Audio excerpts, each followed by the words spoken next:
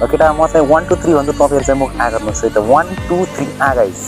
so hello guys welcome back to my new day new blog गाइजहरु म तपाईहरुलाई चाहिँ गाइस मेरो नयाँ ब्लगमा स्वागत गर्न चाहन्छु सो गाइजहरु तपाईहरु चाहिँ गाइस मेरो ब्लगहरु रेगुलर हेर्दै हुनुहुन्छ अनि गाइस मेरो ब्लगमा चाहिँ लाइक शेयर गरेर सब्स्क्राइब गर्न नबिर्सिनु होला सो साथीहरु अहिले चाहिँ म चाहिँ यता खेततिर आएको छु र गाइजहरु मैले चाहिँ चाउमिन किनेर ल्याएको थिएँ र अहिले चाहिँ यता खेततिर चाउमिन ट्राई गरौँ भनेर म चाहिँ यता खेततिर आएको थिएँ अब चाहिँ गाइजहरु चाउमिन ट्राई गरौँ है त लेट्स गो गाइस सो साथीहरु मैले चाहिँ चाउमिन चाहिँ यता ल्याएको छु र अब लेट्स ट्राई त कस्तो हुन्छ चाउमिन केटा म चाहिँ 1 2 3 भन्छु तपाईहरु चाहिँ मुख आ गर्नुस् है त 1 2 3 आ गाइस कस्तो छ कमेन्टमा चाहिँ लेख्नु ल अब म चाहिँ खान्छु है त गाइजहरु ल